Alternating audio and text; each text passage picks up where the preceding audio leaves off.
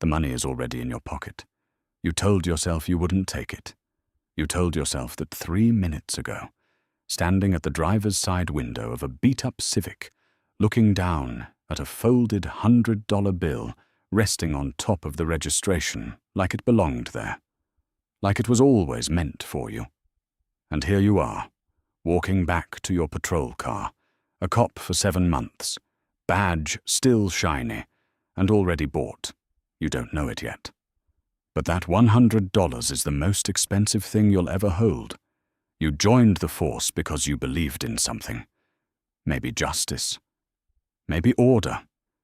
Maybe you just needed the paycheck and the pension and something your family could be proud of. Doesn't matter now. Because the day you stepped into that patrol car with someone else's money in your pocket, you stopped being a cop. You just didn't know it yet. The first week after, nothing happens. No calls, no follow-up. No one comes looking for you. You start to wonder if it was nothing, just a nervous driver trying to get out of a ticket. Maybe you overthought it. You spend the money on groceries. Easy come, easy go. You push it down. But here's what you don't know. Someone was watching. 3 weeks later, you find an envelope in your locker. No name, no return address. Inside, $500 in cash and a handwritten note with 4 words. You made the right choice. Your stomach drops. Because that note means something worse than a bribe. It means you're already known, already catalogued, already theirs, and you haven't even agreed to anything yet. You don't report it. That's the second mistake. Bigger than the first. A month passes. Then a man approaches you outside a convenience store on your beat. Calm. Expensive watch. Speaks quietly, like a man who's never had to raise his voice in his life. He doesn't threaten you. He doesn't need to. He tells you his name is Marcus, which is almost certainly not his real name. And he says he's been watching you for a while. Says you're smart. Says you understand how things actually work, as opposed to how they're supposed to work. Then he makes you an offer so simple it almost sounds legal. Park your patrol car outside a set of addresses, a restaurant, a laundromat, a warehouse on the east side, for 30 minutes, twice a week. That's it. You're not asked to look away from anything. Not asked to touch anything. Just park. Visible presence.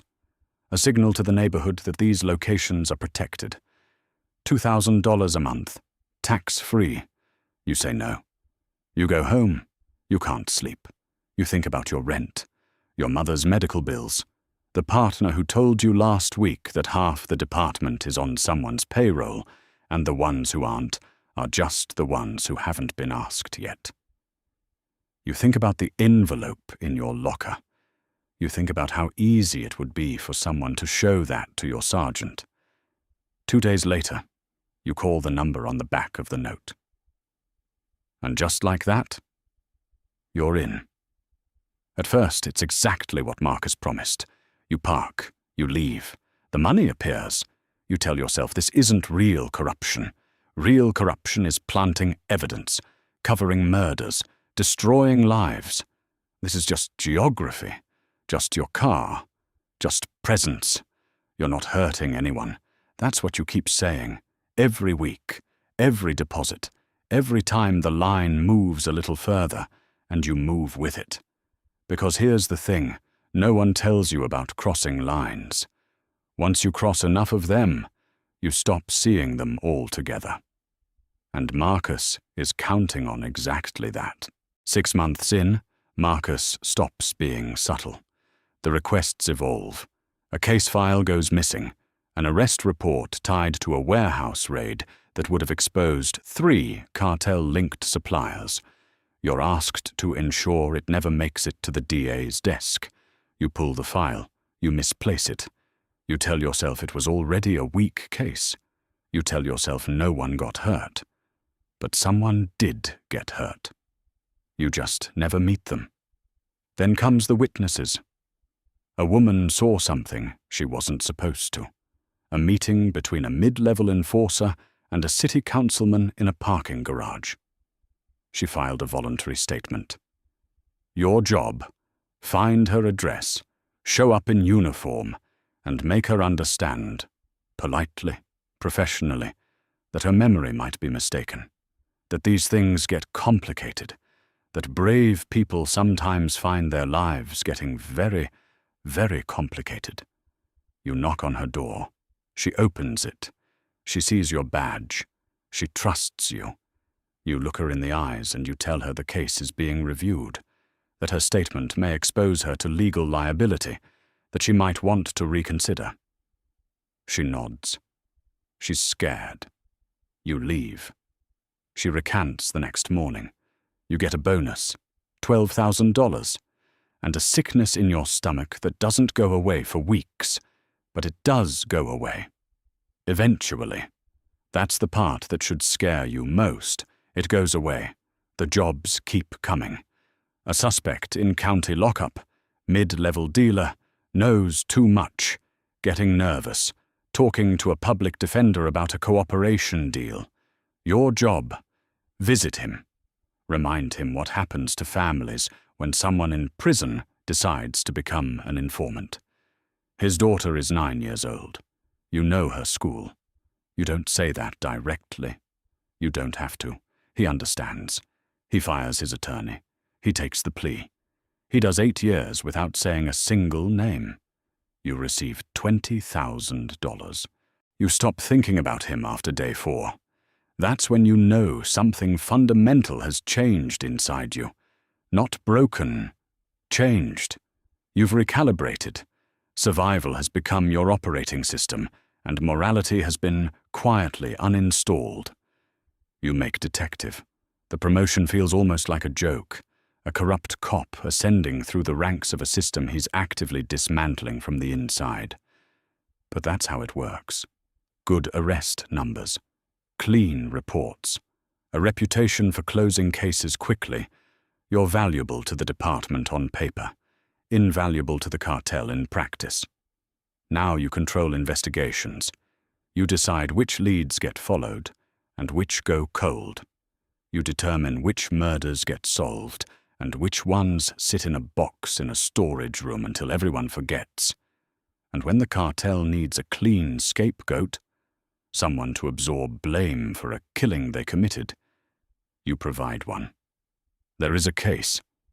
A 19-year-old named Daniel Rivera.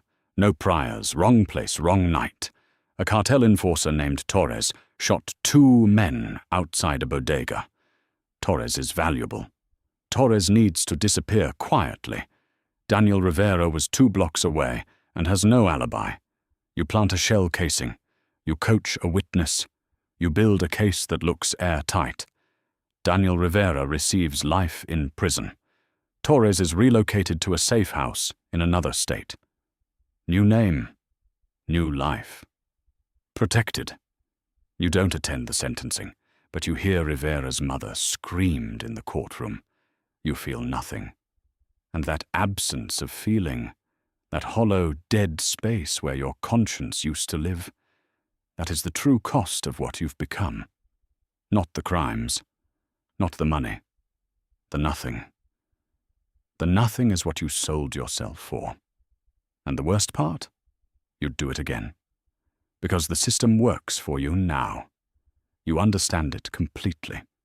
You know every lever, every blind spot, every soft point where pressure can be applied. You are not a cop inside a corrupt system. You are the system. 12 years in. You run a network. Not just yourself. 4 officers. 2 detectives.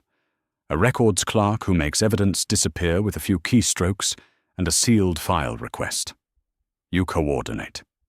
You protect. You are the cartel's most valuable asset inside the department, not because you carry a gun, but because you carry a badge and a case number and the full institutional authority of law enforcement. You have a house, an investment account, a daughter who wants to go to college, A life that, from the outside, looks like modest success, and from the inside, like a machine that runs on other people's ruin. Then the FBI opens a file. You don't know the details at first. You only hear whispers. 2 officers brought in for questioning. A federal task force, wiretaps. You don't know how far back their surveillance goes. You don't know which conversations they've captured. You don't know if someone already talked. The fear that hits you is unlike anything from your early days. Back then, you feared guilt. Now you fear exposure. The emotion has changed. The object of your terror has shifted entirely from your conscience to your freedom. That's the portrait of a man fully consumed by a corrupt system. He no longer fears what he's done. He only fears being caught for it. You run 3 scenarios in your head. Run, build a new identity, drain the accounts, disappear, cooperate, offer the FBI something bigger in exchange for protection, or stay and play the game one more time. You stay, because this is what you know. The system, the procedures, the pressure points. You've manipulated investigations for over a decade. You know what federal cases look like when they're strong, and what they look like when they're built on sand. You know how to make witnesses nervous. You know how to create reasonable doubt. You reach out, carefully, to your associates. The message is simple. Stay silent, stay loyal, let the lawyers handle it. 2 of them do. One takes a plea deal, but the plea is small, minor charges, no cooperation. The federal case against you specifically lacks direct evidence. Everything is circumstantial or attributed to others. You are called to testify. You sit in that courtroom in your dress uniform, composed and steady, and you lie with the precision of a man who has been lying professionally for 12 years. You implicate no one you shouldn't. You protect what needs protecting. You walk out of that courthouse without a single charge. Your sergeant shakes your hand in the parking lot, tells you the department is proud of how you handled the pressure. You smile. You thank him. That night, you sit alone in your car, and you think, briefly, about Daniel Rivera, about the woman at the door who trusted your badge, about the dealer who protected a cartel instead of his freedom because you invoked his 9-year-old daughter without saying her name. You think about all of it for maybe 4 minutes. Then you drive home. You are 3 years from retirement, full pension, benefits, a clean record, a decorated career. You got away with it. Not through luck, through expertise, through a complete and total mastery of the very system you were hired to protect. And now, on a Tuesday morning, a new rookie finishes his first week on patrol. His sergeant assigns him to a sector on the east side, the same sector where you started. At the end of his first traffic stop, the driver hands back the registration, and underneath it, a folded $100 bill. The rookie hesitates. He looks at it for a long moment, and then he takes it. The cycle doesn't end. It doesn't need to. It just needs a new face, a new justification, a new pair of hands willing to hold the first $100 and call it harmless. The machine was never built on monsters. It was built on ordinary people, ordinary excuses, and the extraordinary human ability to tell yourself, just this once,